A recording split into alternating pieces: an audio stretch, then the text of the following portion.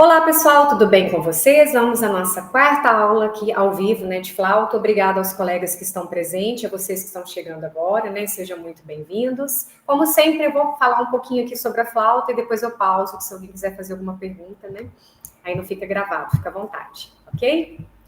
Então, vamos lá.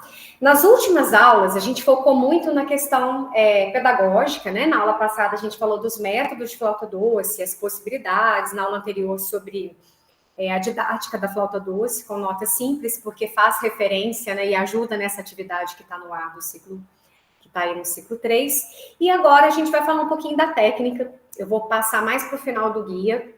Não se assuste quem é da parte que nunca tocou instrumento de sopro e está iniciando. Isso aqui não vai ser cobrado em atividade, tá, gente? É só para conhecimento mesmo musical nosso aqui, ok? Como todo instrumentista de sopro, eu não podia deixar de falar das dicas de cronograma de estudo diário, tá? Esse cronograma aqui, ele foi feito para a flauta transversal, tá? De uma pesquisa do Renato na Universidade Federal, mas serve para a gente usar em qualquer instrumento de sopro, inclusive flauta doce. São algumas dicas para aprimoramento, né? De potencialidades técnicas e musicais. E ele fala que a gente seguir uma rotina de estudo vai abrir o nosso som, vai deixar o som mais potente, né? E vai deixar você mais preparado para peças no futuro, né? Então, por exemplo, a gente está começando aqui na iniciação, mas suponhamos que vocês queiram depois aprofundar um pouco mais a flauta, aí na sua cidade, no conservatório, né? Não sei, particular, caso alguém, né, muitos aqui já estudaram e já têm conhecimento de instrumento de sopro. Mas ele fala de criar mesmo uma consciência corporal nesse sentido. Então, ele fala que se a gente fizer aquecimento, né, dos músculos, o famoso relaxamento, aquela questão de aliviar um pouco a nossa tensão aqui, principalmente, isso vai favorecer com que a gente consiga tocar melhor.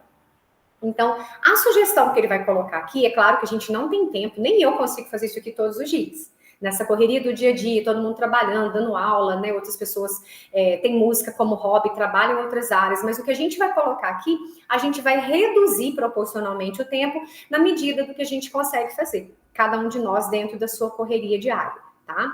Eu só tô falando isso porque é um estudo, né, que ele fez, colocou, documentou, mas não quer dizer que a gente tem que fazer exatamente o que tá aqui, tá? Ele fala da respiração e postura, né, o controle de sopro, sonoridade, articulação, controle dos movimentos dos dedos, né, mesmo sem a flauta, e os exercícios aeróbicos, ele coloca aqui mais ou menos em torno de no mínimo 10 minutos, mas aqui ele está falando no caso de músicos que levam a música do lado profissional, são músicos que tocam em orquestra, que toca, né, toca bastante, mas aqui reduzindo para um professor, para um educador, a gente pode colocar tudo pela metade. O alongamento de 5 a 10 minutos e exercícios de respiração. Aí ele coloca umas dicas que todo mundo já deve ter visto falar, né? Pode servir até mesmo para a prática do canto, que é o exercício de respiração com metrônomo. Você coloca o metrônomo para 60, inspira, usando o diafragma, e solta em um tempo. Você enche num tempo e solta nesse mesmo tempo. E isso vai aumentando um tempo para a inspiração e a expiração, até chegar a 4. Então, você começa com 1, aí passa para 2 tempos, depois para 3, até chegar mais ou menos a semibreve, né? E com isso, a gente vai aprendendo o quê? A questão de dosar o ar. Se eu solto aos poucos e não de uma vez, eu estou fazendo um controle do meu diafragma. Depois ele pede que inverte, se mantendo um pulso para a expiração, tá? Tem também o balão de reinalação, né? O pessoal aí mais ligado à área de fono trabalha muito com isso. Uma quantidade média de ar, né? Que a gente enche o balão pela metade e imita-se a respiração ritmada, né? Do cachorrinho. Vai soltando aos poucos, o ideal é colocar a mão na barriga, né, para você sentir mesmo aquela pressão do diafragma. E depois trabalhando com a capacidade total dos pulmões, enchendo todo o balão e inspirando todo o ar de volta para os pulmões. Então, isso são feitos em forma de treino mesmo. A gente não consegue, às vezes, fazer de uma vez, mas aos poucos, né, e aumentando um pouquinho gradativamente cada semana. Tem um exercício também muito conhecido do pessoal de sopro, que é da vela, né? Que você coloca uma vela na sua frente, né? Uma distância razoável, e você tem que soprar, né? De forma que você não vai apagar a vela, né? Então, colocar ela cada vez mais distante, um pouquinho mais distante, você vai soprar um pouquinho mais forte, vai usar mais ar, e assim você vai dosando, né? Quando você tiver que fazer um trecho mais piano, você vai jogar menos ar. E aí você vai fazendo esse controle de ar, né? Esse aqui, é lógico, né, qualquer faixa etária que pode realizar, né, pelo fato de ser vela, aí já é um pouco mais complicado. Esse da tira de papel é um dos mais difíceis, né, que você rasga mesmo um pedacinho de papel. Tem que ser uma parede que não é muito lisa, se a superfície for muito lisa também não vai dar certo. Tem que ser uma parede não muito áspera, mas também não muito lisinha, né, ou um quadro negro, por exemplo, já não vai dar certo. A ideia é, você coloca o papel, e você vai ficar de frente para o papel e vai ver controlando com o ar. À medida que você vai soprando, você vai segurar o papel na parede, o papel não pode cair. Esse é um dos mais difíceis. E aí você vai dosando com o metrônomo, com o relógio, cronômetro, não sei, quanto tempo você consegue segurar o papel e vai aumentando gradativamente esse tempo. Igual eu falei, se não for uma superfície considerável, não tão lisa, aí não dá certo. Esse exercício é um pouco mais difícil, mas ele é para também trabalhar esse controle de ar, tá? Mais ar, menos ar, todo esse controle. E a tira de papel para vibrato, né? O uso alternado de mais ar e menos ar, fazendo com que a tira se movimente para frente e para trás, né? Porque quando você vai fazer esse exercício, o papel vai se movimentar. É onde você vai ver se você está tendo esse controle real mesmo. Se você soprar muito forte, com certeza o papel vai cair ou o seu fôlego não vai durar nem 5 segundos. E assim sucessivamente você vai trabalhando. A garrafa, acredito que todo mundo já fez até de brincadeira, né? Você colocar a garrafa aqui e jogar o ar, né? De forma que saia um som, né? Sustentando esse som, que é a ideia. Porque quanto menos eu ondular, eu oscilar o meu sopro, mais limpa vai ficar a minha nota, principalmente as notas longas, que todo instrumento de sopro tem que fazer, para limpar o som, para melhorar a sonoridade, tá? Depois ele fala da importância dos golpes duplos, aqui nós nem vamos entrar nisso, né? O TQT, para semicolcheia, ou dugo, TQT. Aí vai muito de cada um. Tem pessoas que gostam de usar a língua dupla e tem gente que não gosta, usa mais a língua simples, porque o importante mesmo é a articulação e o controle de ar. Não adianta nada eu saber fazer a língua dupla se o meu sopro estiver desafinado, tá? Então são sugestões para um campo, como eu disse, gente, para quem vai seguindo depois um campo um pouco mais profissional, tá? Então, vamos lá. Se vocês olharem de uma forma geral, né, lá no guia a gente colocou assim, um momento, não vou falar nenhum tempo, porque cada um sabe né, da correria o que aperta. Tem um tempo para uma técnica geral, que seria, por exemplo, no caso da flauta, que é um instrumento de sopro, são as notas longas. E as escalas com variações, que eu até já gravei um vídeo sobre isso, e nós vamos falar sobre isso aqui também na aula ao vivo.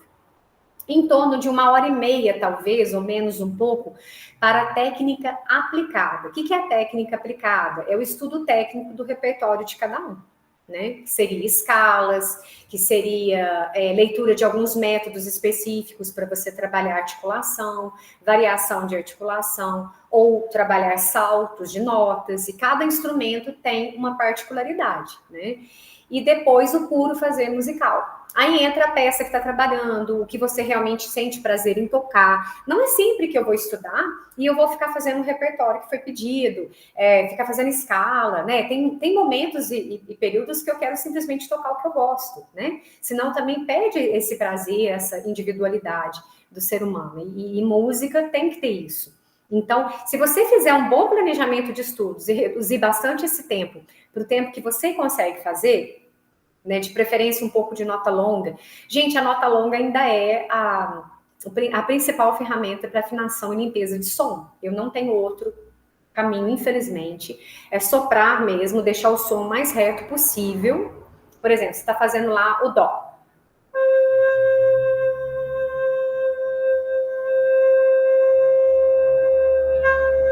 Ó, comecei a oscilar. Se eu comecei a oscilar, o som já não está reto. Mas o ideal é você aumentar gradativamente isso. Imagine uma linha reta à sua frente, o som não vai fazer isso. Se ficar vibrando demais também não fica legal, tá? Não é o momento para fazer vibrato, é o momento para você limpar o som.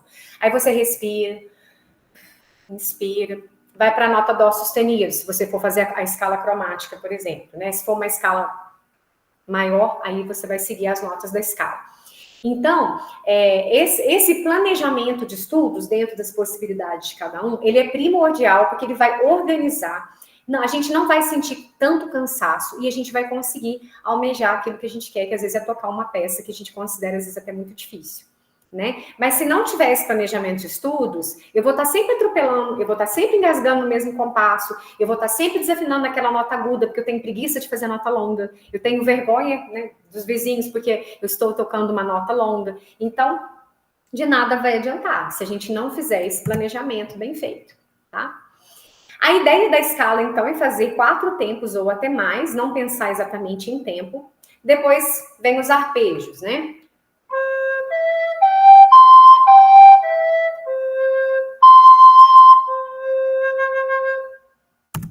A variação 1. O que é a variação 1? Você toca a nota, a de cima e volta. A nota de cima e volta. A nota de cima e volta. E vai fazendo isso.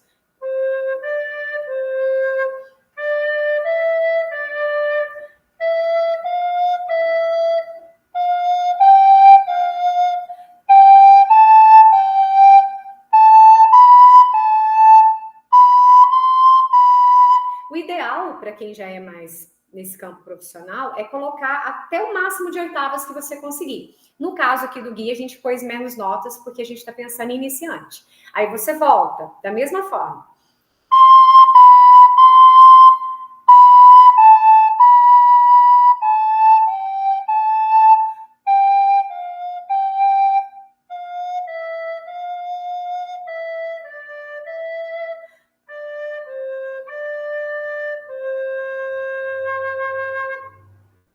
Aí a variação 2. É a mesma coisa, só que eu vou fazer o ritmo dobrado.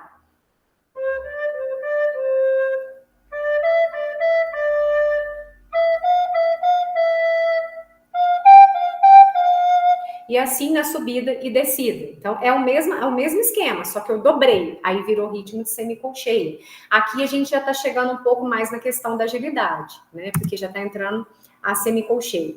Aí a variação 3, tercinas.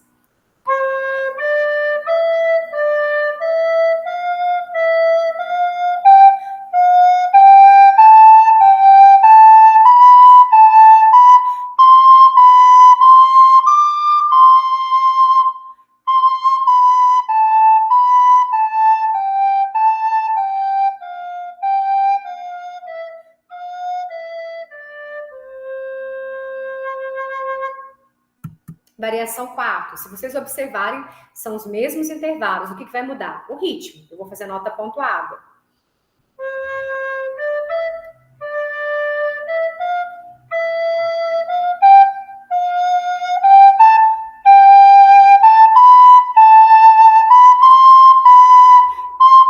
E volto. Mesmo caminho, mesmo esquema.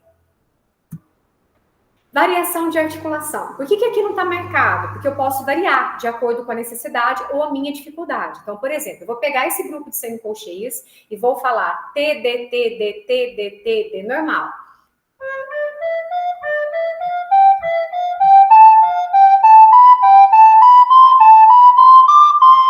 Vou parar aqui para não ficar muito extenso.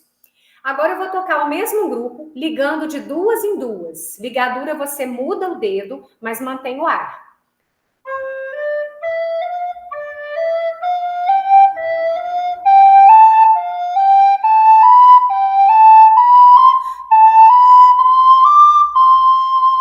Agora eu vou fazer 2 primeiras staccato, 2 ligadas.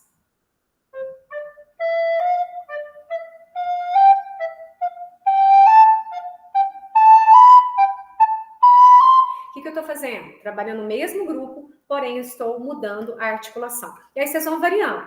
Ligado cada 4 grupinhos de cada 4 semicolcheias e depois ligado de 2 a 2. Depois staccato, primeiro compasso, segundo compasso ligado de 2 a 2. Vai variando. o mesmo exercício, o mesmo ritmo, as mesmas notas, os mesmos intervalos. O objetivo aqui é a articulação. As pessoas confundem staccato, que são notas curtas, que é o mesmo do pizzicato, né, para as cordas, com toca-forte. É o contrário. Quanto mais curta a nota, mais leveza.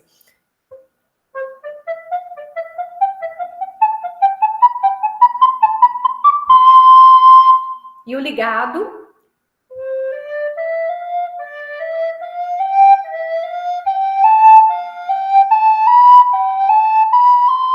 E por aí vai.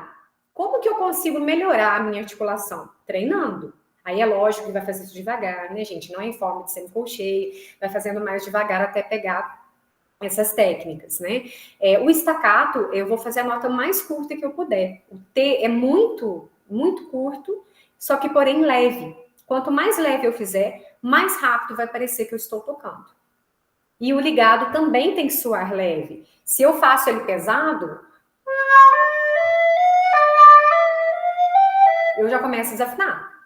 Então Aí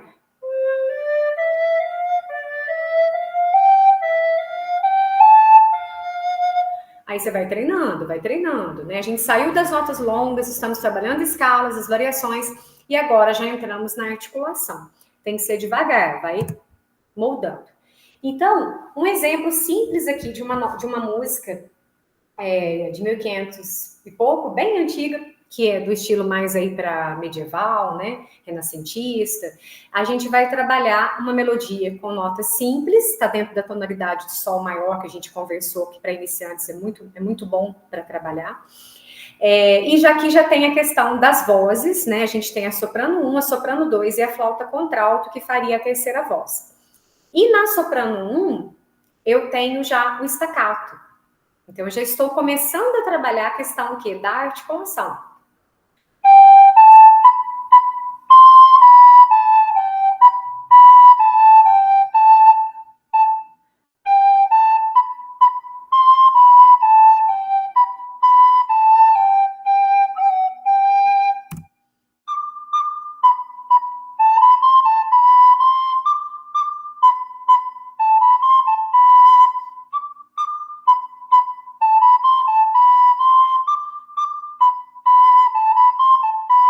Ó, poucas notas, não é difícil, melodia mais simples. A segunda voz.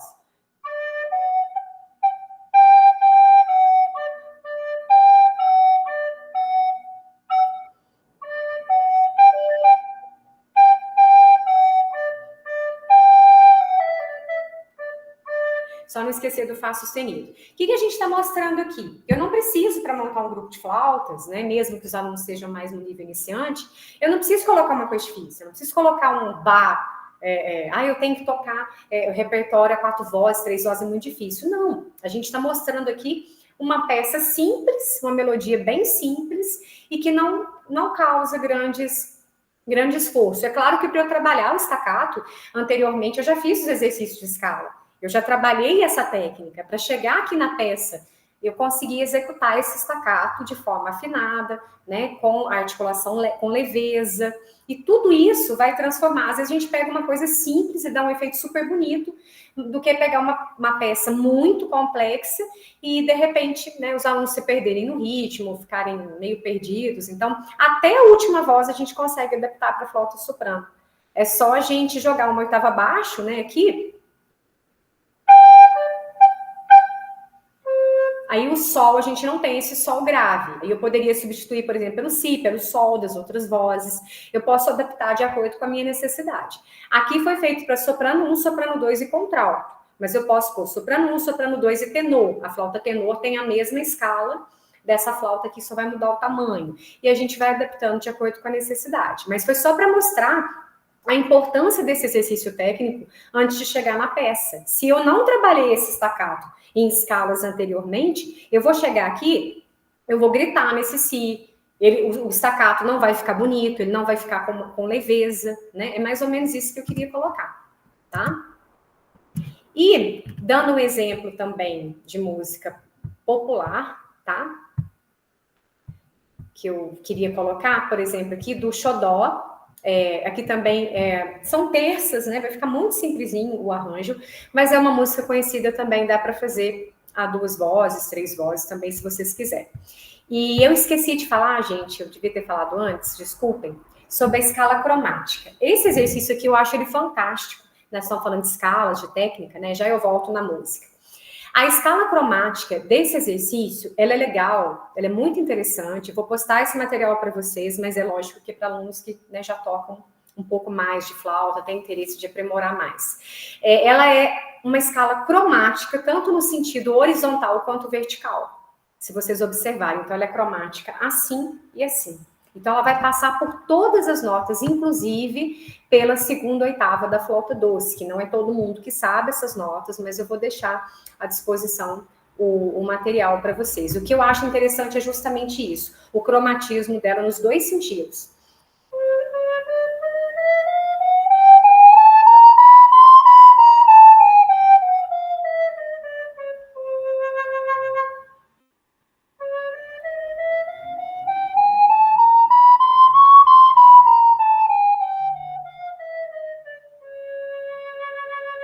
Aí respira e vai. É grande o exercício, passa por praticamente todas as notas que são possíveis de serem utilizadas na flauta doce.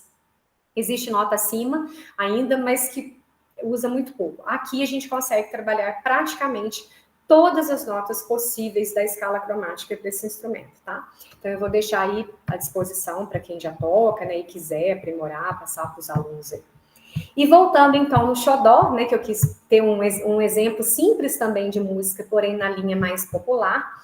E aqui são 2 flautas apenas, tá? Tem um playback simples também.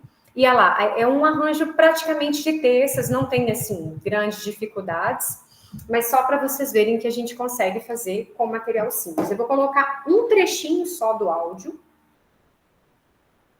para vocês verem o efeito que dá. Aqui, no caso, eu vou tocar só com uma flauta, claro, né? Mas é só para vocês terem essa noção aí do eu só quero um xodó. E dá um efeito legal, gente. Para quem tem facilidade, né, de escrever arranjo, gosta dessa área, vale a pena. O problema da flauta só é a questão de adaptação de tom. Se tiver muitos bemóis, isso vai dificultar a execução pelos fatos dos usos dos meios puros. Então, se vocês conseguirem transportar, né, a tonalidade para uma tonalidade assim, mais Dó maior, Lá maior, no máximo 3, 4 sustenidos ou 2 bemóis, Ré maior, aí vai ficar legal. Qualquer música, o que vocês quiserem tocar, vai soar bem com a flauta doce, tá? Desde que vocês adequem a tonalidade para não dificultar muito a execução do intérprete.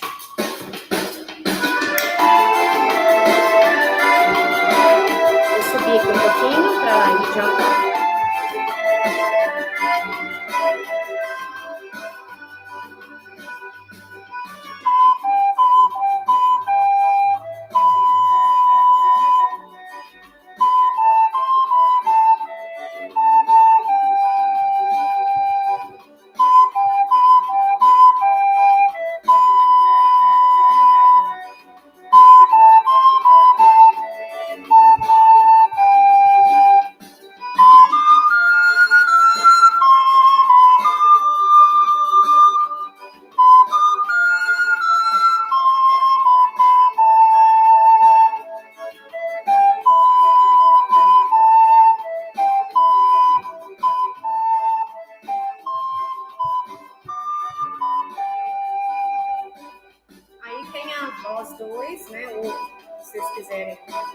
Colocar, então assim, coisas simples, tá vendo? Às vezes a gente consegue falar, mas o aluno, a criança não vai dar conta de tocar, vai sim. Aqui a gente foi no máximo no Fá agudo, é uma música conhecida e fácil também da gente estar adaptando aí a 2, 3 vozes, se vocês quiserem. Então, essa é a proposta do nosso guia, é mostrar as possibilidades da flauta, tá? Vocês podem tocar praticamente qualquer estilo. O único que não fica bem são notas que são muito repetidas no estilo de funk. Aí não soa legal, que é muita nota repetida. Mas fora isso, tema de filme, tema de novela, internacional, sertanejo, forró, o que vocês quiserem, é possível tocar, só adequar a questão do tom, ok? Eu vou pausar aqui a gravação, se alguém quiser fazer alguma pergunta, eu estou à disposição. E obrigada pela presença.